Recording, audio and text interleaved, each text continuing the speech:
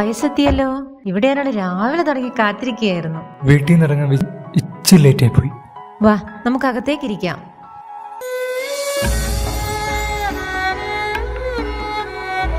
പൈസ ഇവിടെ ഇരിക്കേ, ഞാൻ സിസ്റ്ററിനെ വിളിച്ചോണ്ട് വരാം. Okay. Marina sister, Marina sister.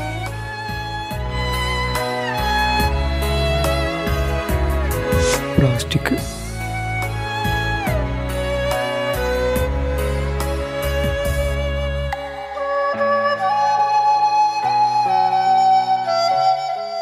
എല്ലാരും ഉണ്ടല്ലോ.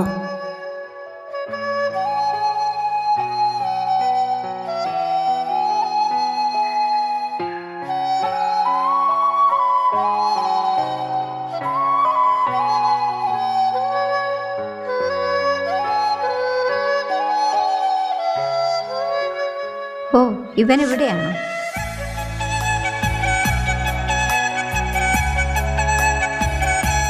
എന്റെ പയസേ മോനെ, നിന്റെ ആ പണ്ടത്തെ സ്വഭാവം ഇതുവരെ മാറിയില്ല അല്ലേ? ചേച്ചിയെ പറ്റിക്കാമെന്ന് വിചാരിച്ചോ? പറ്റിക്കാന്ന് വിചാരിച്ചല്ലേ ചേച്ചി. പിന്നെ ഈ കാറ്റും പ്രകൃതിയൊക്കെ കണ്ട് ഞാൻ നിൽക്കാന്ന് വിചാരിച്ചു. ആ, നമുക്ക് അവിടെ പോയി സംസാരിക്കാം. വാ.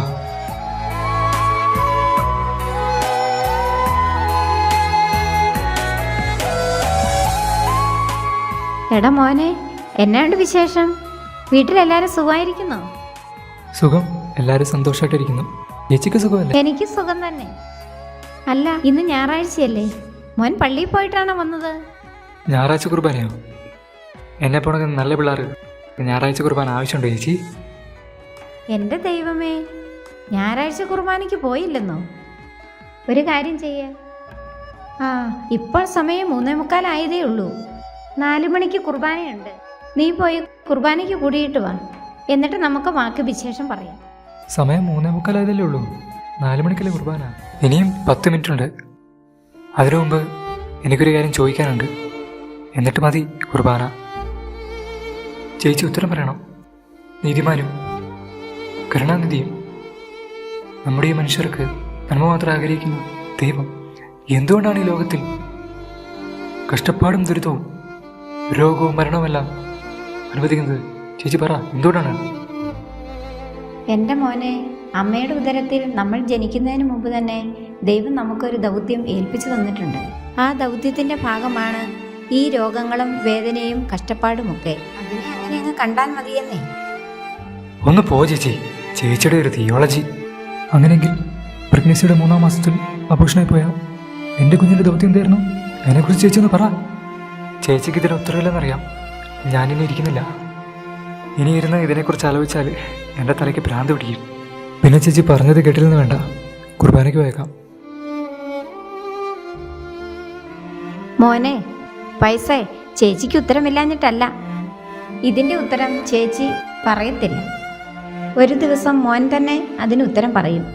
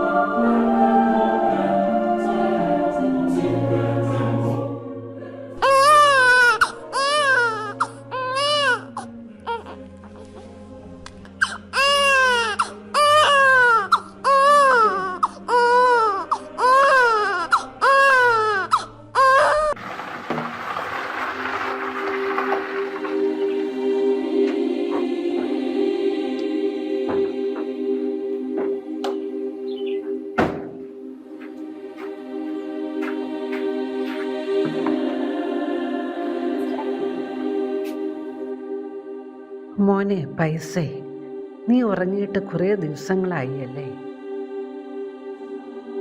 മോൻ അകത്തോട്ട് ചെല്ല, അവിടെ ബൈബിളിൽ ഉൽപ്പത്തി പുസ്തകം 21 അധ്യായം 16 മുതലുള്ള വാക്യങ്ങൾ മോൻ വായിക്കണം.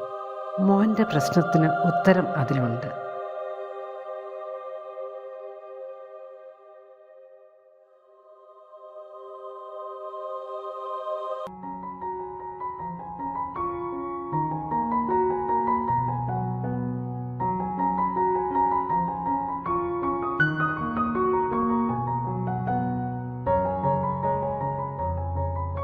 മോൻ എപ്പോഴാ എത്തിയേ? ഇങ്ങനത്തെ നല്ല സ്വഭാവമൊക്കെ നിനക്കുണ്ടോ? ചേച്ചി എന്നെ പരിപാടിയാ ചേച്ചി കാണിച്ചേ. എൻ്റെ കാര്യം മുഴുവൻ ഇവിടെ എല്ലാവരോടും പറഞ്ഞല്ലേ? എന്ത് കാര്യം? ആ പുറത്തിരുന്ന സിസ്റ്റർ, ആ സിസ്റ്ററിനെ ഇതുവരെയായിട്ടും ഞാൻ കണ്ടിട്ടില്ലല്ലോ. അത് പുറത്ത് സിസ്റ്റർ ഏതാ? ഇവിടെ ഞാനും മദറും മാത്രമേ ഉള്ളല്ലോ. അപ്പോ ഞാൻ കണ്ട സിസ്റ്റർ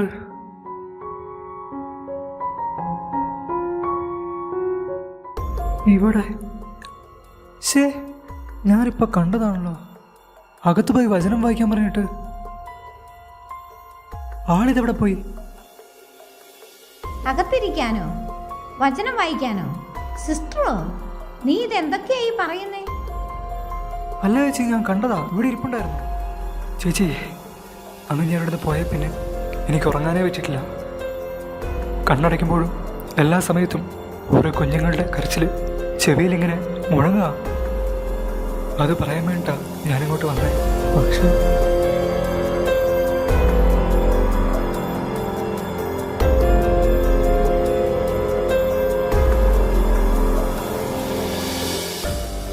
അല്ല, നീ ഇത് വായിച്ചിട്ട് നിനക്ക് വല്ലതും മനസ്സിലായോ? ദൈവം എന്നോടെന്തോ പറയുന്നത് പോലെ തോന്നുന്നു ചേച്ചി. പക്ഷെ അത് എന്താണെന്ന്... വചനം പറയുന്നത് പോലെ നീ ഇപ്പോൾ ഒരുപാട് ദൂരെ എതിർവശത്തേക്ക് തിരിഞ്ഞിരിക്കുക. നീ കേൾക്കുന്നു എന്ന് പറയുന്ന ആ കുഞ്ഞുങ്ങളുടെ കരച്ചിലില്ലേ, അതൊരു തോന്നലല്ല, സത്യമാ. അമ്മയുടെ ഉദരത്തിൽ വെച്ച് തന്നെ നശിപ്പിക്കപ്പെടുന്ന അനേകം കുഞ്ഞുങ്ങളുടെ കരച്ചിൽ, ആ കരച്ചിലുകൾക്ക് ഉത്തരമാവുക എന്നതാണ് മോന്റെ ദൗത്യം. ഇപ്പോൾ എനിക്കെൻ്റെ കുഞ്ഞിൻ്റെ ദൗത്യം എന്താണെന്നറിയാം. ഈ ഒരു ബോധ്യത്തിലേക്ക് എന്നെ നയിക്കുക എന്നതായിരുന്നു എൻ്റെ കുഞ്ഞിൻ്റെ ദൗത്യം. എന്നാലും ആ സിസ്റ്റർ ആയിരുന്നു